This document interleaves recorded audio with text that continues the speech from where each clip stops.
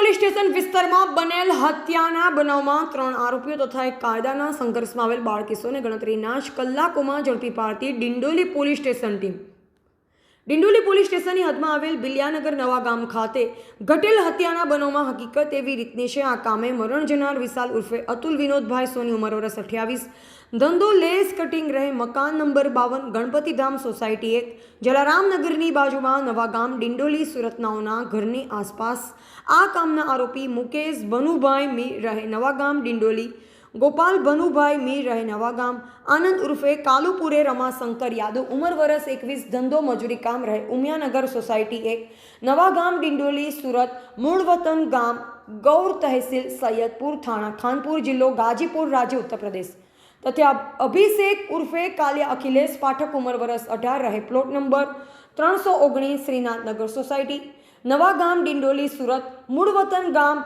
અસીનાચક થાણા દલસિંગરાય જિલ્લો સમસ્તીપુર રાજ્ય બિહાર તેમજ કાયદાના સંઘર્ષમાં આવેલ બાળકિશોરનાઓ આંટા ફેરા મારતા હોય જે બાબતે મરણ જનાર તથા આરોપીઓ વચ્ચે બોલાચાલી ઝઘડો તકરાર થયેલ જેની અદાવત રાખી આ કામના આરોપીઓ તારીખ 20/5/2024ના રોજ કલાક 15 વાગ્યાના અરસામાં નવા ગામ બિલિયાનગર ખાતે આ કામના મરણ જનાર પોતાની મોપેડ દોરી લઈ જતા જે વખતે ઉપરોક્ત આરોપીઓએ તથા આનંદ ઉર્ફે કાલુપુરે રમાશંકર યાદવ તથા અન્ય એક બાળ કિશોરે ભેગા મળી એક સમ થઈ મરણ જનારને ચપ્પુના ઘા મારી મોત નિપજાવેલ છે। આ કામે આનંદ ઉર્ફે કાલુપુરે રમાશંકર યાદવ ઉંમર વર્ષ 21, અભિષેક ઉર્ફે કાલિયા અખિલેશ પાઠક ઉંમર વર્ષ 18, મુકેશ બનુભાઈ મેર તથા અન્ય એક બાળ કિશોર નાઓને રાઉન્ડ અપ કરેલ છે અને અન્ય આરોપીની તપાસ ચાલુ છે। ડિંડોલી પોલીસ સ્ટેશન વિસ્તારમાં ગઈકાલે નવાગામ એરિયામાં એક ઘટના બની હતી। આ ઘટનામાં હત્યાનો બનાવ બન્યો હતો। આ હત્યામાં ભોગ બનનાર તરીકે અતુલભાઈ સોની કરીને એક વ્યક્તિ છે, એનું મૃત્યુ થયું હતું। એ વ્યક્તિનું અગાઉ થોડાક દિવસ પહેલાં જે આરોપીઓ છે 5 આરોપીઓ એના સાથે ઝઘડો થયો હતો, અવારનવાર તકરાર પણ થતી હતી, પરંતુ ગઈકાલે તેઓએ એક આયોજનપૂર્વક રીતના આ બનાવને અંજામ આપ્યો હતો। આરોપીઓમાં એક કાયદાના સંઘર્ષમાં આવેલ બાળ કિશોર છે, આ ઉપરાંત 4 આરોપીઓ છે જેમાં મુકેશ મીર, ગોપાલ મીર આ 2 વ્યક્તિઓ છે, ઉપરાંત એક અભિષેક ઉર્ફે કાલિયા અખિલેશ પાઠક આ વ્યક્તિના આ 3 વ્યક્તિઓ છે અને અન્ય એક વ્યક્તિનું પણ આમાં નામ આવે છે।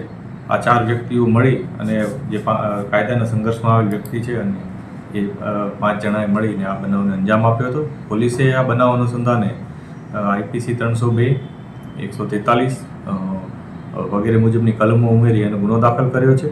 આ ગુનો દાખલ કર્યાને તરત જ પોલીસે ગણતરીના કલાકોમાં જ 4 આરોપીઓની અટકાયત કરી લીધી હતી અને કાયદેસરની કાર્યવાહી કરી એમાંથી જે 3 વ્યક્તિઓ છે એની ધરપકડ કરેલ છે અને એક કાયદાના સંઘર્ષમાં આવેલ બાળ કિશોરને રાઉન્ડ અપ કરેલ છે।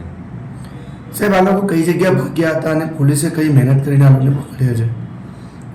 આ લોકો પોલીસને ઇન્ફોર્મેશન જે મળી હતી એ મુજબ એ લોકો જે ડિંડોલી પોલીસ સ્ટેશન વિસ્તાર છે એનાથી બહારના એરિયામાં જતા રહ્યા હતા। પોલીસે તત્કાલ એમનું પોતાના સોર્સ મારફત ઇન્ફોર્મેશન મેળવી અને આરોપીઓ સુધી પહોંચી ગયા હતા અને પહોંચીને તત્કાલ તેઓને રાઉન્ડ અપ કરી અને લઈ આવ્યા હતા। એકવાર એ લોકોનું આઈડેન્ટિટી વેરીફાઈ કરી હતી, એમનું જે બીજી ડિટેલ્સ છે એ વેરીફાઈ કરી હતી અને ત્યારબાદ તેઓની ધરપકડ કરી હતી। 5 આરોપીઓના સાહેબ તમે નામ કહો, એ આરોપીઓ કોણ છે?